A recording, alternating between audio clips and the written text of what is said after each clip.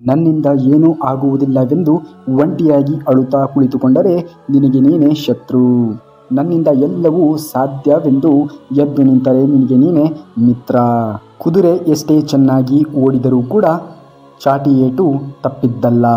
ಮರ ಎಷ್ಟೇ ರುಚಿಯಾಗಿರುವಂತಹ ಹಣ್ಣನ್ನು ಕೊಟ್ಟರೂ ಕೂಡ ಕಲ್ಲು ಏಟು ತಪ್ಪಿದ್ದಲ್ಲ. ಮನುಷ್ಯ ಎಷ್ಟೇ ಶ್ರೇಷ್ಠವಾಗಿರುವಂತಹ ವ್ಯಕ್ತಿಯಾಗಿದ್ದರೂ ಕೂಡ ಜನರ ನಿಂದನೆಯಿಂದ ತಪ್ಪಿಸಿಕೊಳ್ಳಲು ಸಾಧ್ಯವೇ ಇಲ್ಲ. ಪ್ರಾರ್ಥನೆ ಫಲಿಸುತ್ತದೆ ಅನ್ನುವುದು ಎಷ್ಟು ಸತ್ಯವೋ ಶಾಪವು ಫಲಿಸುತ್ತದೆ ಅನ್ನುವುದು ಕೂಡ ಅಷ್ಟೇ ಸತ್ಯ. ದಯವಿಟ್ಟು ಯಾರಿಗೂ ನೋವು ನೀಡುವ ಮುನ್ನ ಒಂದೇ ಒಂದು ಸಾರಿ ಆ ನೋವಿನ ಬಗ್ಗೆ ಯೋಚಿಸಿ. ಚಿಂತೆ ಮಾಡುವುದು ನಿಜಕ್ಕೂ ಕೂಡ ವ್ಯರ್ಥವೇ. ಅದು ನಾಳಿನ ಸಮಸ್ಯೆಗಳನ್ನು ಪರಿಹರಿಸುವುದರ ಬದಲಿಗೆ ಇಂದಿನ ಶಕ್ತಿಯನ್ನು ಖಾಲಿ ಮಾಡುತ್ತದೆ. ಕಾಣದೇ ಇರುವಂತಹ ಕೈಗಳಿಂದ ಸಾವಿರಾರು ಕುತಂತ್ರಗಳು ನಡೆದರೆ ಏನಂತೆ? ಮೇಲೊಬ್ಬ ಎಲ್ಲವನ್ನ ವೀಕ್ಷಿಸುತ್ತಿರುವನು. ನಿಮ್ಮ ಕಣ್ಣೀರಿನ ಎಲ್ಲ ಹನಿಗಳಿಗೆ ತಕ್ಕ ರೀತಿಯ ನ್ಯಾಯವನ್ನು ನೀಡುವನು. ಬಯಸಿದ್ದು ಸಿಗಬೇಕಾದರೆ ಯೋಗವಿರಬೇಕು. ಸಿಕ್ಕಿದ್ದನ್ನು ಉಳಿಸಿಕೊಳ್ಳಬೇಕಾದರೆ ಯೋಗ್ಯತೆ ಇರಬೇಕು. ನೀವು ಎಲ್ಲ ಸಮಯದಲ್ಲೂ ಕೂಡ ಹಣವನ್ನು ಉಳಿಸಬಹುದು, ಆದರೆ ಎಲ್ಲ ಸಮಯದಲ್ಲೂ ನಿಮ್ಮನ್ನು ಉಳಿಸಲು ಹಣದ ಕೈಯಲ್ಲಿ ಸಾಧ್ಯವೇ ಅಲ್ಲ. ನೀನು ಯಾರೇ ಆಗಿರು, ಏನೇ ಆಗಿರು, ನೀನು ಸರಿಯಾದ ಮಾರ್ಗದಲ್ಲಿ ಇದ್ದರೆ, ಧರ್ಮ ಮಾರ್ಗದಲ್ಲಿ ಇದ್ದರೆ ಎಂತಹ ಪರಿಸ್ಥಿತಿಯಲ್ಲೂ ಕೂಡ ದೇವರು ನಿಮ್ಮೊಂದಿಗೆ ಇರುತ್ತಾನೆ. ಯಾರಿಗೆ ಯಾವಾಗ ಏನು ಎಷ್ಟು ಬೇಕೆನ್ನುವುದನ್ನು ಆ ಭಗವಂತನೇ ಬಲ್ಲ. ನಮ್ಮದಲ್ಲದ್ದನ್ನು ಹಠದಿಂದ ದಕ್ಕಿಸಿಕೊಂಡರೆ ಅದು ಬಹಳ ಕಾಲ ನಮ್ಮ ಬಳಿ ನಿಲ್ಲುವುದಿಲ್ಲ. ಜೀವನದಲ್ಲಿ ಸೋಲು ಕಂಡಂತಹ ವ್ಯಕ್ತಿಗಳ ಜೊತೆ ಸ್ವಲ್ಪ ಹೊತ್ತು ಕುಳಿತುಕೊಳ್ಳಿ. ಯಾಕೆಂದರೆ ಅವರ ಬಳಿ ಅಹಂಕಾರ ಇರುವುದಿಲ್ಲ, ಅನುಭವಗಳೇ ಇರುತ್ತದೆ. ಮೋಸ ಮಾಡಿ ಸಂಪಾದನೆ ಮಾಡಿದ ಹಣದಲ್ಲಿ ಸ್ವಲ್ಪ ಹಣ ಪುಣ್ಯದ ಕಾರ್ಯಕ್ಕೆ ವಿನಿಯೋಗ ಮಾಡಿದರೆ ಆ ಪುಣ್ಯದ ಫಲ ಮೋಸ ಹೋದವರಿಗೆ ಸೇರುತ್ತದೆ ಹೊರತು ಮೋಸ ಮಾಡಿದವರಿಗೆ ಅಲ್ಲ. ಮೋಸ ಮಾಡಿದವರಿಗೆ ಪಾಪದ ಫಲ ಕಟ್ಟಿಟ್ಟ ಬುತ್ತಿ. ನಾವು ಜೀವನದಲ್ಲಿ ಎಷ್ಟೋ ಸಲ ಕೆಲವರಿಂದ ಮೋಸ ಹೋಗಿರಬಹುದು, ಆದರೆ ಅದನ್ನು ಕಾರಣ ಅವರ ಬುದ್ಧಿವಂತಿಕೆ ಅಲ್ಲ, ನಾವು ಅವರ ಮೇಲೆ ಇಟ್ಟಿರುವಂತಹ ನಂಬಿಕೆ. ನಂಬಿಕೆಯನ್ನು ಮೋಸ ಮಾಡಲು ಉಪಯೋಗಿಸಬೇಡ. ಪ್ರೀತಿಯನ್ನು ಸಮಯ ಕಳೆಯಲೆಂದು ಬಳಸಿಕೊಳ್ಳಬೇಡ. ಭಾವನೆಗಳ ಜೊತೆಗೆ ಆಟವನ್ನು ಆಡಬೇಡಿ. ಏಕೆಂದರೆ ಬೇರೆಯವರ ಜೀವನ ಆಟಿಕೆಯ ವಸ್ತು ಅಲ್ಲವೇ ಅಲ್ಲ. ಮನುಷ್ಯನಿಗೆ ಯಾವಾಗ ನಮ್ಮ ಅವಶ್ಯಕತೆ ಮುಗಿಯುತ್ತದೆಯೋ ಆ ಕ್ಷಣದಿಂದ ಅವರು ಮಾತನಾಡುವ ವಿಧಾನವು ಬದಲಾಗಿ ಹೋಗುತ್ತದೆ. ಸತ್ಯ ಏನು ಎನ್ನುವುದನ್ನು ತಿಳಿಯದೆ ಇನ್ನೊಬ್ಬರ ಮನಸ್ಸಿಗೆ ನೋವು ಮಾಡಬೇಡಿ.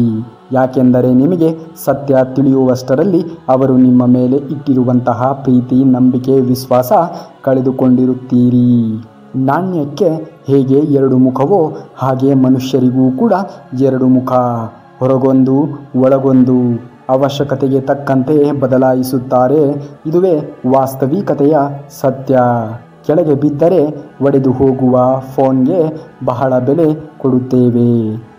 ಅದೇ ತರಹ ಜೀವನ ಪರ್ಯಂತ ನಮ್ಮ ಜೊತೆ ಇರುವ ಸಂಬಂಧಗಳಿಗೆ ಇನ್ನೆಷ್ಟು ಬೆಲೆ ಕೊಡಬೇಕು. ಚಿಕ್ಕ ಪುಟ್ಟ ಕಾರಣಗಳಿಂದ ಸಂಬಂಧಗಳನ್ನು ದೂರ ಮಾಡಿಕೊಳ್ಳಬೇಡಿ. ಸತ್ಯಕ್ಕೂ ಸುಳ್ಳಿಗೂ ಇರುವ ವ್ಯತ್ಯಾಸ ಇಷ್ಟೇ. ಸತ್ಯ ಹೇಳಿದ ತಕ್ಷಣ ಕೋಪ ಬರುತ್ತದೆ, ಸುಳ್ಳು ಹೇಳಿದ ತಕ್ಷಣ ಖುಷಿಯನ್ನು ಕೊಡುತ್ತದೆ. ಸುಳ್ಳು ಅರ್ಥವಾಗುವಷ್ಟು ಸುಲಭವಾಗಿ ನಿಜ ಅರ್ಥವಾಗುವುದಿಲ್ಲ. ಅದಕ್ಕೆ ಸುಳ್ಳು ಹೇಳುವವರು ಒಳ್ಳೆಯರಾಗಿ ಕಾಣಿಸುತ್ತಾರೆ, ನಿಜ ಹೇಳುವವರು ಕೊನೆಯವರೆಗೂ ಕೂಡ ಕೆಟ್ಟವರಾಗಿಯೇ ಉಳಿಯುತ್ತಾರೆ. ಎಲ್ಲ ಇದೆಯಂತ ಮೆರೆಯುವುದಕ್ಕಿಂತ ಮೊದಲು ನಿನ್ನವರು ಯಾರು ಅಂತ ತಿಳಿದುಕೋ. ಒಮ್ಮೆ ಕ್ಷಮಿಸಿಬಿಡು, ಮತ್ತೊಮ್ಮೆ ಕ್ಷಮಿಸಿಬಿಡು, ಮತ್ತೆ ಮರುಕಳಿಸಿದರೆ ಅದು ನಿನಗಾಗುತ್ತಿರುವಂತಹ ಮೋಸವೆಂದು ತಿಳಿದು ಅವರಿಂದ ದೂರವೇ ಸರಿದು ಬಿಡು. ಹಣದ ಬಲದಿಂದ ಮೇಲಕ್ಕೆ ಬಂದವರು ಹಣ ಇರುವ ಶ್ರೀಮಂತರಿಗೆ ಮಾತ್ರ ಬೆಲೆಯನ್ನು ಕೊಡುತ್ತಾರೆ. ಒಳ್ಳೆಯ ಗುಣ ಮತ್ತು ಕಷ್ಟಪಟ್ಟು ಮೇಲೆ ಬಂದವರು ಕಷ್ಟಪಡುವ ಪ್ರತಿ ಮನುಷ್ಯರಿಗೂ ಕೂಡ ಬೆಲೆಯನ್ನು ಕೊಡುತ್ತಾರೆ. ನೀವು ಎಷ್ಟೇ ಶ್ರೀಮಂತರಾಗಿರಬಹುದು, ಮೊದಲು ನಿಮ್ಮ ಮಕ್ಕಳಿಗೆ ಬಡತನದ ಪಾಠವನ್ನು ಹೇಳಿಕೊಡಿ. ಬಡತನದಿಂದ ಕಲಿತಂತಹ ಪಾಠವೇ ನಿಮ್ಮ ಮಕ್ಕಳ ಭವಿಷ್ಯದ ಭವ್ಯ ಬುನಾದಿಯಾಗುತ್ತದೆ. ಪಾಪಿ ಸ್ವತ್ತು ಪಲಾಯನ ಅಂತಾರೆ. ಪಾಪದಿಂದ ಗಳಿಸಿದಂಥ ಹಣ, ಆಸ್ತಿ, ಅಂತಸ್ತು ನಿನ್ನನ್ನು ಯಾವತ್ತೂ ಕೂಡ ಉದ್ಧಾರ ಮಾಡಲಾರವು. ಅದೇನೇ ಇದ್ದರೂ ಕೂಡ ಪರರ ಪಾಲು. ನೀನು ಮೈಮುರಿದು ಬೆವರು ಹರಿಸಿ ಗಳಿಸಿದ್ದ ಹಣ ಮಾತ್ರ ನಿನ್ನದು. ಮಾನವನೇ ಇರಲಿ, ದೇವಮಾನವನೇ ಇರಲಿ, ಅಂತ್ಯ ಕಟ್ಟಿಟ್ಟ ಬುತ್ತಿ. ಉಳಿಯುವುದು ಹೆಸರುಗಳಷ್ಟೇ. ಆದುದೆಲ್ಲ ಒಳ್ಳೆಯದಕ್ಕೆ ಆಗಿದೆ, ಆಗುವುದೆಲ್ಲ ಒಳ್ಳೆಯದೇ ಆಗುತ್ತದೆ, ಆಗಲಿರುವುದೂ ಸಹ ಒಳ್ಳೆಯದೇ ಆಗಲಿದೆ. ರೋಧಿಸಲು ನೀನೇನು ಕಳೆದುಕೊಂಡಿರುವೆ? ಕಳೆದುಕೊಳ್ಳಲು ನೀನು ತಂದಿರುವುದಾದರೂ ಏನು? ನಾಶವಾಗಲು ನೀನು ಮಾಡಿರುವುದಾದರೂ ಏನು? ನೀನೇನು ಪಡೆದಿದ್ದರೂ ಅದನ್ನು ಇಲ್ಲಿಂದಲೇ ಪಡೆದಿರುವೆ. ಯಾವುದು ನಿನ್ನ ಭಾಗ್ಯದಲ್ಲಿ ಇದೆಯೋ ಅದು ನಿನಗೆ ಸಿಕ್ಕೇ ಸಿಗುತ್ತದೆ. ಯಾವುದು ನಿನ್ನದಲ್ಲವೋ ಅದು ನೀನು ಎಷ್ಟೇ ಪ್ರಯತ್ನಿಸಿದರೂ ಕೂಡ ಅದು ನಿನಗೆ ಸಿಗಲಾರದು. ಚಿಂತೆ ಬಿಡು. ಜೀವನದಲ್ಲಿ ಬರುವುದೆಲ್ಲವನ್ನ ಬಂದಂತೆ ಸ್ವೀಕರಿಸುವುದನ್ನು ಕಲಿತುಕೋ. ನಮ್ಮ ಬದುಕೆ ಒಂದು ಹೋರಾಟ. ಈ ಹೋರಾಟದಲ್ಲಿ ನಾವು ಮಾಡುವ ಕಾರ್ಯವನ್ನು ಪ್ರಾಮಾಣಿಕವಾಗಿ ಮಾಡಬೇಕು. ಏನು ಆಗಬೇಕೋ ಅದು ಆಗೇ ತೀರುತ್ತದೆ. ಅದನ್ನು ತಡೆಯಲು ನಮ್ಮಿಂದ ಸಾಧ್ಯವಿಲ್ಲ. ಸತ್ಯದ ದಾರಿಯಲ್ಲಿ ಹೋಗು. ನೀನು ನಡೆಯುವಾಗ ಪಾತಾಳಕ್ಕೆ ಬಿದ್ದರೆ ನಿನ್ನನ್ನು ಮೇಲೆತ್ತಲು ನಾನು ಬಂದೇ ಬರುತ್ತೇನೆ. ಸ್ವರ್ಗದಲ್ಲಿ ಎಲ್ಲವೂ ಇದೆ, ಆದರೆ ಸಾವಿಲ್ಲ. ಭಗವದ್ಗೀತೆಯಲ್ಲಿ ಎಲ್ಲವೂ ಇದೆ, ಆದರೆ ಸುಳ್ಳಿಲ್ಲ. ಜಗತ್ತಿನಲ್ಲಿ ಎಲ್ಲವೂ ಇದೆ, ಆದರೆ ನೆಮ್ಮದಿ ಇಲ್ಲ. ಇವತ್ತಿನ ಎಲ್ಲ ಮಾನವರಲ್ಲಿ ಎಲ್ಲವೂ ಇದೆ, ಆದರೆ ಶಾಂತಿಯೇ ಇಲ್ಲ. ಮನಸ್ಸಿಗೆ ಮದವೇರಿದಾಗ ಸ್ಮಶಾನಕ್ಕೆ ತಿರುಗಾಡಿ ಬರಬೇಕಂತೆ. ಏಕೆಂದರೆ ಅಲ್ಲಿ ನಾನು ನನ್ನಿಂದಲೇ ಎಂದು ಹೇಳುವ ಅದೆಷ್ಟೋ ಜನರು ಮಣ್ಣಲ್ಲಿ ಮಣ್ಣಾಗಿರುವುದನ್ನು ನಾವು ಕಾಣಬಹುದು.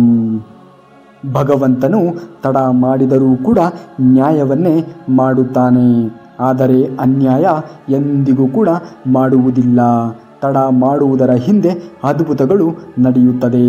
ಕಾದು ನೋಡಬೇಕು. ತಾಳ್ಮೆ ಜೀವನದಲ್ಲಿ ಇರಬೇಕಾಗುತ್ತದೆ. ಎಲ್ಲ ಹೇಳುತ್ತಾರೆ ಮನುಷ್ಯ ಖಾಲಿ ಕೈಯಲ್ಲಿ ಬರುತ್ತಾನೆ, ಖಾಲಿ ಕೈಯಲ್ಲಿ ಹೋಗುತ್ತಾನೆ ಎಂದು. ಆದರೆ ಮನುಷ್ಯ ಬರುವಾಗ ಭಾಗ್ಯದ ಜೊತೆ ಬರುತ್ತಾನೆ, ಹೋಗುವಾಗ ಕರ್ಮದ ಫಲವನ್ನು ಹೊತ್ತಿಕೊಂಡು ಹೋಗುತ್ತಾನೆ. ಬದುಕುವುದಕ್ಕಾಗಿ ದುಡಿಯುವುದು ಅನಿವಾರ್ಯ. ಹಾಗಂತ ಫಲದ ಮೇಲೆ ಕಣ್ಣಿಟ್ಟು ಕೆಲಸ ಮಾಡಿದರೆ ನಿರಾಸೆ ಹೆಚ್ಚು. ಕೆಲಸವನ್ನು ಶ್ರದ್ಧೆಯಿಂದ ಪ್ರೀತಿಯಿಂದ ಮಾಡಿದರೆ ಫಲ ಇಂದಲ್ಲ ನಾಳೆ ದೊರಕುತ್ತದೆ. ಚಿಂತಿಸಲು ನೀನೇನು ಕಳೆದುಕೊಂಡಿರುವೆ? ನಿಶ್ಚಿಂತೆಯಿಂದ ಇರು. ನೀನೇನು ಪಡೆದಿರುವೆಯೋ? 3 ದಿನದ ಈ ನಾಟಕದಲ್ಲಿ ಕಳೆದುಕೊಳ್ಳಬೇಕಾಗಿರುವುದು ಕರ್ಮವೊಂದೇ, ಪಡೆದುಕೊಳ್ಳಬೇಕಾಗಿರುವುದು ಪುಣ್ಯವೊಂದೇ. ದೊಡ್ಡ ಮನುಷ್ಯರಾಗುವುದು ಒಳ್ಳೆಯದು, ಆದರೆ ಒಳ್ಳೆಯ ಮನುಷ್ಯರಾಗುವುದು ದೊಡ್ಡ ವಿಷಯ. ದುಃಖದ ಬಗ್ಗೆ ಚಿಂತೆ ಪಡಬೇಡ. ಸದಾ ದುಃಖಿಯಾಗೇ ಉಳಿಯುತ್ತೀಯ. ಸದಾ ಸುಖ ಸಂತೋಷಗಳನ್ನು ಧ್ಯಾನಿಸುತ್ತಿದ್ದರೆ ಮುಂದೆ ಸುಖಿಯಾಗಿ ಬಾಳುತ್ತೀಯ. ಏಕೆಂದರೆ ಈ ಮನಸ್ಸು ಯಾವುದರ ಬಗ್ಗೆ ಹೆಚ್ಚಾಗಿ ಯೋಚನೆಯನ್ನು ಮಾಡುತ್ತದೆಯೋ ಅದೇ ಸಕ್ರಿಯವಾಗಿ ಪ್ರಸ್ತುತವಾಗುತ್ತದೆ. ಪರಮಾತ್ಮನಲ್ಲಿ ಏನಾದರೂ ಬೇಡುವುದಾದರೆ ಪರಮಾತ್ಮನನ್ನೇ ಬೇಡು. ಪರಮಾತ್ಮ ನಿನ್ನವನಾದರೆ ಸರ್ವಸ್ವವೂ ಕೂಡ ನಿನ್ನದೇ. ಹೊಡೆತದ ನೋವನ್ನು ತಡೆದುಕೊಳ್ಳುವ ಶಕ್ತಿಯನ್ನು ನೀಡುವಂತಹ ಆ ಭಗವಂತನು ಸಮಯ ಬಂದಾಗ ತಿರುಗಿಸಿ ಹೊಡೆಯುವಂತಹ ತಾಕತ್ತನ್ನು ಕೂಡ ನೀಡಿರುತ್ತಾನೆ. ನೀವು ಪ್ರಯತ್ನಿಸುವವರೆಗೂ ನಿಮ್ಮೊಳಗಿನ ಶಕ್ತಿಯ ಅರಿವು ನಿಮಗೆ ಆಗಿರುವುದಿಲ್ಲ. ಪ್ರಯತ್ನ ನಿರಂತರವಾಗಿರಲಿ. ಯಾವ ರಾಜನೂ ಕೂಡ ಸದಾಕಾಲ ರಾಜನಾಗಿರುವುದಿಲ್ಲ. ಯಾವ ಶ್ರೀಮಂತನೂ ಕೂಡ ಕೊನೆಯವರೆಗೂ ಶ್ರೀಮಂತನಾಗಿರುವುದಿಲ್ಲ. ಯಾವ ಬಡವನೂ ಕೂಡ ಕೊನೆಯವರೆಗೂ ಬಡವನಾಗಿಯೇ ಇರುವುದಿಲ್ಲ. ಈ ಜಗತ್ತಿನಲ್ಲಿ ಯಾವುದೂ ಕೂಡ ಶಾಶ್ವತವಲ್ಲ. ಪರಿವರ್ತನೆಯೇ ಜಗತ್ತಿನ ನಿಯಮವಾಗಿದೆ. ಬದುಕಿನಲ್ಲಿ ಅತಿಯಾಗಿ ಮೌನವಾಗಿರುವುದು ಒಳ್ಳೆಯದಲ್ಲ. ಸಮಯಕ್ಕೆ ಸರಿಯಾಗಿ ತಪ್ಪುಗಳನ್ನು ವಿರೋಧಿಸುವುದನ್ನು ಕೂಡ ಕಲಿಯಬೇಕಾಗುತ್ತದೆ. ಚರಿತ್ರೆಯಲ್ಲಿ ಗೆದ್ದವನಿಗೆ ಗೆದ್ದವನು ಎನ್ನುವಂತಹ ಜಾಗವಿದೆ. ಸೋತವನಿಗೆ ಕೂಡ ಇಂಥವನೊಂದಿಗೆ ಸೆಣಸಾಡಿ ಸೋತೆ ಎನ್ನುವಂತಹ ಜಾಗವಿದೆ. ಆದರೆ ನಿಂತುಕೊಂಡು ನೋಡುವವನಿಗೆ, ಆಡಿಕೊಂಡು ನಗುವವನಿಗೆ ಚರಿತ್ರೆಯಲ್ಲಿ ಎಲ್ಲಿಯೂ ಕೂಡ ಜಾಗವಿಲ್ಲ. ಕೋಪದಿಂದ ಮಾತನಾಡಿದರೆ ಗುಣವನ್ನು ಕಳೆದುಕೊಳ್ಳುತ್ತೇವೆ. ಹೆಚ್ಚಾಗಿ ಮಾತನಾಡಿದರೆ ಶಾಂತಿಯನ್ನು ಕಳೆದುಕೊಳ್ಳುತ್ತೇವೆ. ಅನಗತ್ಯವಾಗಿ ಮಾತನಾಡಿದರೆ ಕೆಲಸವನ್ನು ಕಳೆದುಕೊಳ್ಳುತ್ತೇವೆ. ಅಹಂಕಾರದಿಂದ ಮಾತನಾಡಿದರೆ ಪ್ರೀತಿಯನ್ನು ಕಳೆದುಕೊಳ್ಳುತ್ತೇವೆ. ಸುಳ್ಳು ಮಾತನಾಡಿದರೆ ಹೆಸರನ್ನು ಕಳೆದುಕೊಳ್ಳುತ್ತೇವೆ. ವೇಗವಾಗಿ ಮಾತನಾಡಿದರೆ ಅರ್ಥವನ್ನು ಕಳೆದುಕೊಳ್ಳುತ್ತೇವೆ. ಪ್ರೀತಿಯಿಂದ ಮಾತನಾಡಿದರೆ ಕಳೆದುಕೊಂಡಿದ್ದೆಲ್ಲವನ್ನ ಮತ್ತೆ ಗಳಿಸಿಕೊಳ್ಳುತ್ತೇವೆ. ಹುಟ್ಟಿದವನು ಸಾಯಲೇಬೇಕು, ಸತ್ತವನು ಖಂಡಿತವಾಗಿಯೂ ಮತ್ತೆ ಹುಟ್ಟುತ್ತಾನೆ. ಆದ್ದರಿಂದ ಅನಿವಾರ್ಯವಾದ ನಿನ್ನ ಕರ್ತವ್ಯದ ಪಾಲನೆಯನ್ನು ನೀನು ದುಃಖಿಸಬಾರದು. ದೇವರ ಹೆಸರಲ್ಲಿ ಉಪವಾಸ ಮಾಡುವುದು ಸಾಧನೆಯಲ್ಲ. ತಂದೆ ತಾಯಿ ಉಪವಾಸ ಮಾಡದಂತೆ ನೋಡಿಕೊಳ್ಳುವುದೇ ಮಹಾ ಸಾಧನೆ. ನನ್ನಿಂದ ಏನೂ ಆಗುವುದಿಲ್ಲ ಎಂದು ಒಂಟಿಯಾಗಿ ಅಳುತ್ತಾ ಕುಳಿತರೆ ನಿನಗೆ ನೀನೇ ಶತ್ರು. ನನ್ನಿಂದ ಎಲ್ಲವೂ ಕೂಡ ಸಾಧ್ಯ, ನಾನು ಜೀವನದಲ್ಲಿ ಏನನ್ನಾದರೂ ಸಾಧಿಸಿಯೇ ಸಾಧಿಸುತ್ತೇನೆ ಎಂದು ನಿಂತರೆ ನಿನಗೆ ನೀನೇ ಮಿತ್ರ. ನೀ ಹೋಗುವಂತಹ ದಾರಿಯನ್ನು ಬೇರೆಯವರನ್ನು ಕೇಳಿ ತಿಳಿಯಬಹುದು, ಆದರೆ ಗುರಿ ಮಾತ್ರ ನಿನ್ನದೇ ಆಗಿರಬೇಕು. ಆಗ ಮಾತ್ರ ಯಶಸ್ಸು ಎನ್ನುವುದು ನಿನಗೆ ಸಿಕ್ಕೇ ಸಿಗುತ್ತದೆ. ನಿಮ್ಮ ಒಳ್ಳೆಯತನವನ್ನು ಸಾಬೀತುಪಡಿಸಲು ಪ್ರಯತ್ನಿಸಬೇಡಿ. ನಿಮ್ಮ ವ್ಯಕ್ತಿತ್ವ ವಿಶೇಷವಾಗಿದ್ದರೆ ಸಮಯವೇ ನಿಮ್ಮನ್ನು ಯೋಗ್ಯರನ್ನಾಗಿಸುತ್ತದೆ. ಸಂಬಂಧಗಳಲ್ಲಿ ನಂಬಿಕೆ ಅನ್ನುವುದು ಒಂದು ಹಗ್ಗದ ರೀತಿ.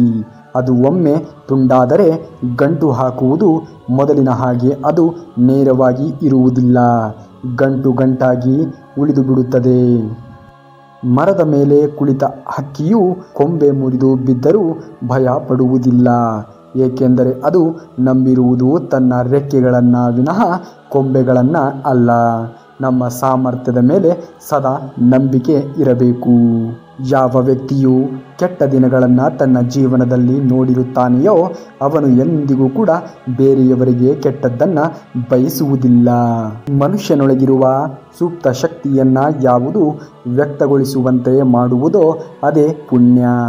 ಮನುಷ್ಯನ ದೇಹದ ಮನಸ್ಸುಗಳನ್ನು ಯಾವುದು ದುರ್ಬಲಗೊಳಿಸುವಂತೆ ಮಾಡುವುದೋ ಅದೇ ಪಾಪ. ನಾವು ಕಟ್ಟಿಸಿದ ಮನೆಯಲ್ಲೇ ನಮಗೆ ಜಾಗ ಇರುವುದಿಲ್ಲ.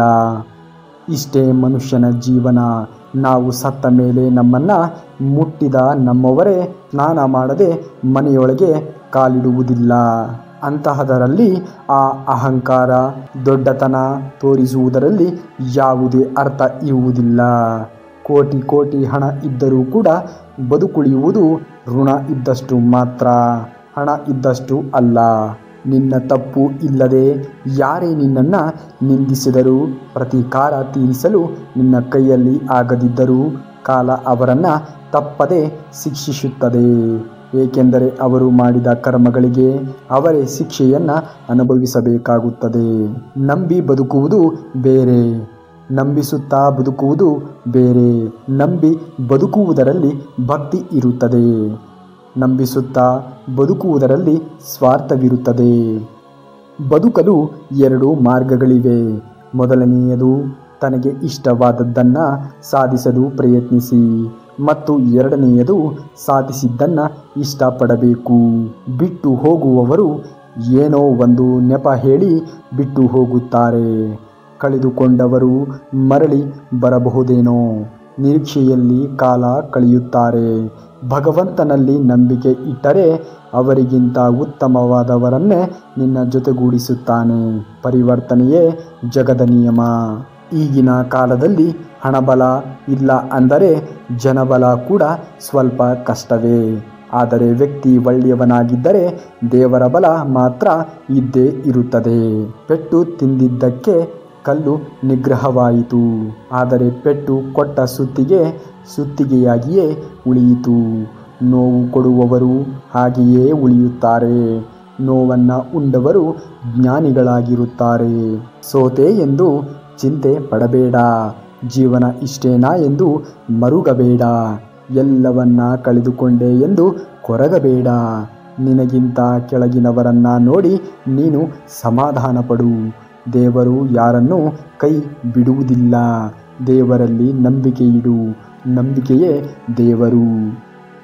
ಜೀವನದಲ್ಲಿ ಕಾಯುವುದನ್ನು ಕಲಿಯಬೇಕು.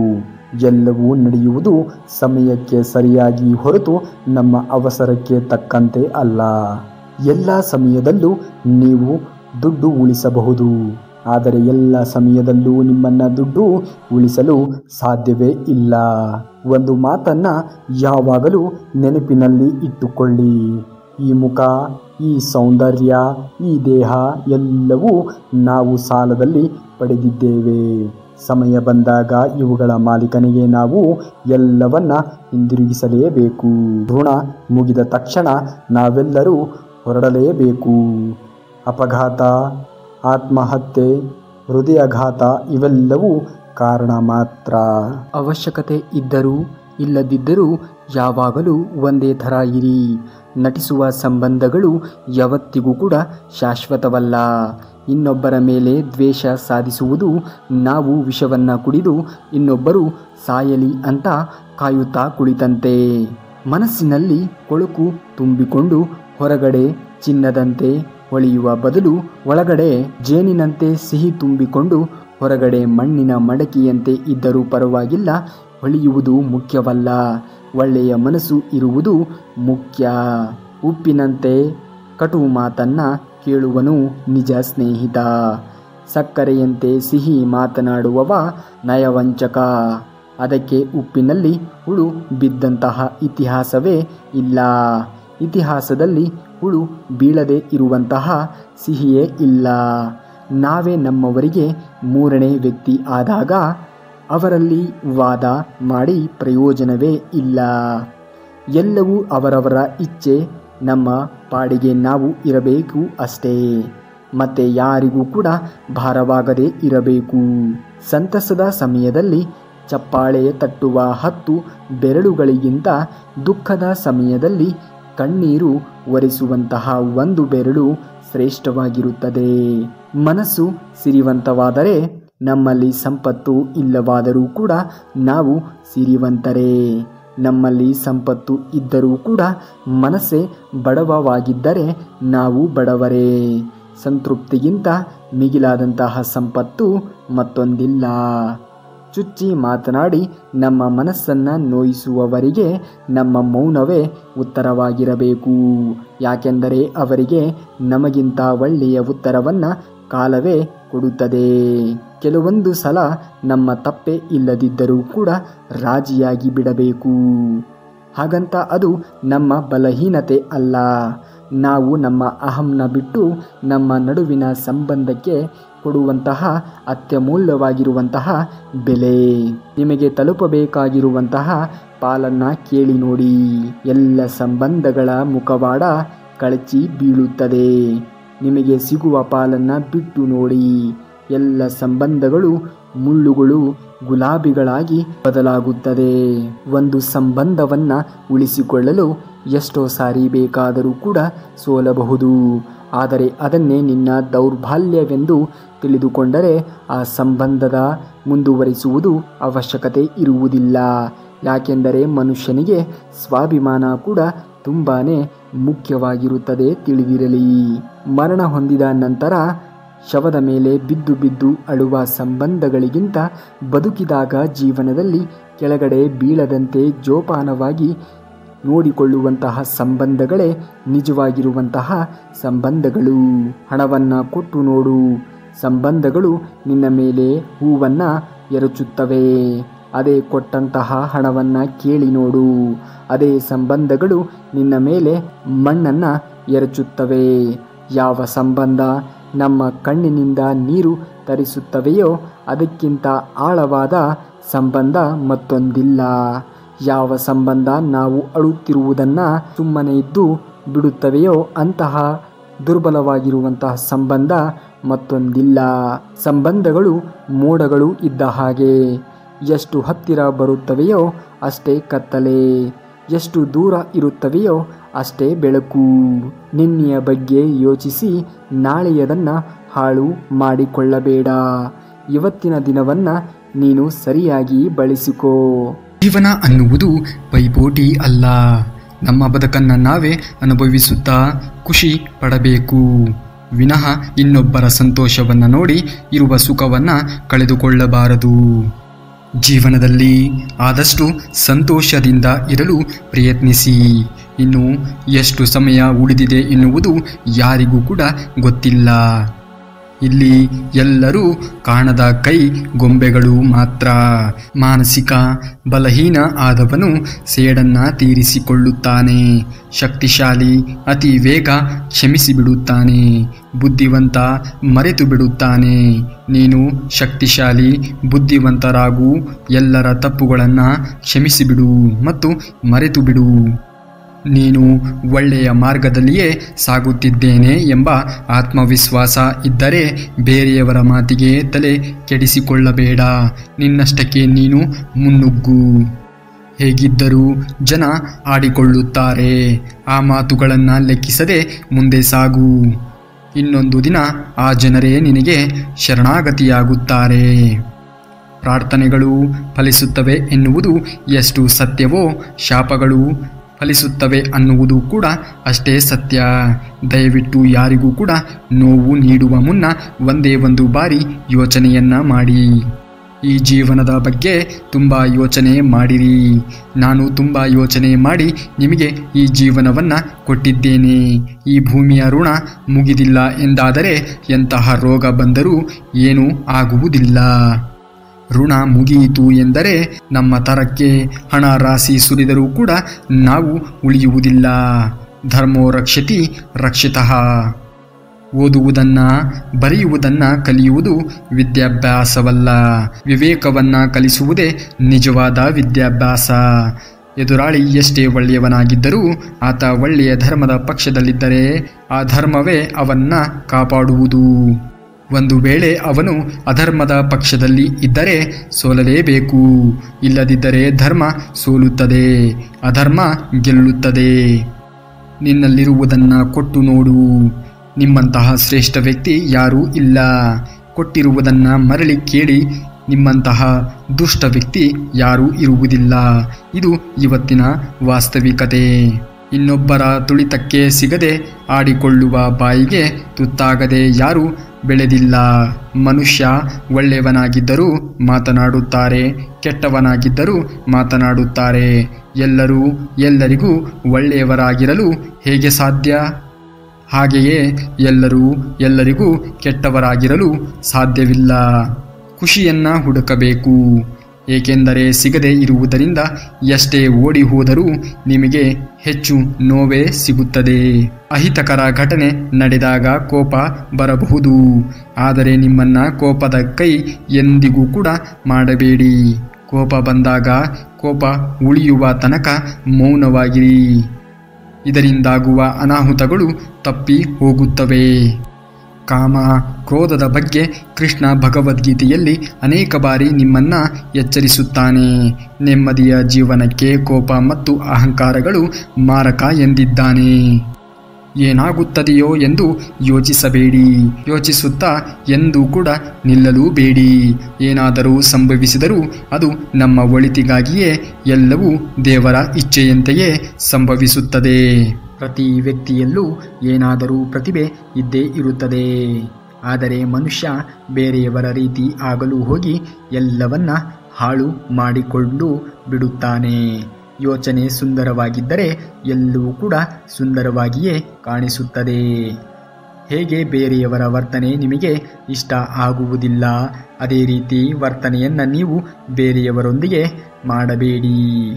ಎಲ್ಲಿಯವರೆಗೆ ಜೀವನದಲ್ಲಿ ಏನಾದರೂ ಸಾಧಿಸುವುದಿಲ್ಲವೋ ಅಲ್ಲಿಯವರೆಗೆ ನಿನ್ನನ್ನು ಯಾರೂ ಕೂಡ ಗೌರವಿಸುವುದಿಲ್ಲ ಮತ್ತು ನಿನ್ನಲ್ಲೂ ಕೇಳುವುದೂ ಇಲ್ಲ.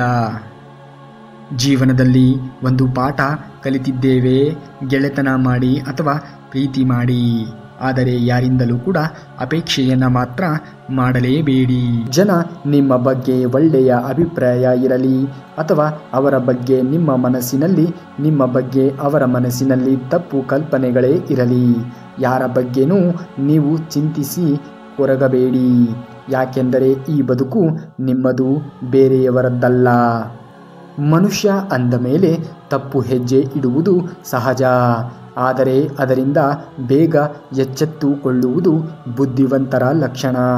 ತಪ್ಪಾದಾಗ ಚಿಂತಿಸಿ ಕೊರಗಿ ಜೀವನವನ್ನು ಹಾಳು ಮಾಡಿಕೊಳ್ಳುವುದಕ್ಕಿಂತ ಮುಂದೆ ಯಾವತ್ತಿಗೂ ಕೂಡ ಈ ರೀತಿಯ ತಪ್ಪಾಗದಂತೆ ನೋಡಿಕೊಳ್ಳುವುದು ಉತ್ತಮ ವ್ಯಕ್ತಿಯ ಲಕ್ಷಣಗಳಾಗಿರುತ್ತವೆ. ನೀವು ಯಾವುದೇ ರೀತಿಯ ಸೇಡು ತೀರಿಸಿಕೊಳ್ಳುವ ಅವಶ್ಯಕತೆ ಇರುವುದಿಲ್ಲ. ನೀವು ಒಂದು ಹೆಜ್ಜೆ ಹಿಂದೆ ಇಟ್ಟು ಕಾದು ನೋಡಬೇಕು ಅಷ್ಟೇ. ನಿಮ್ಮನ್ನು ನೋವಿನಿಂದ ನರಳುವಂತೆ ಮಾಡಿದವರ ಪರಿಸ್ಥಿತಿ ಮುಂದೆ ಹೇಗಾಗುತ್ತದೆ ಗೊತ್ತಾ?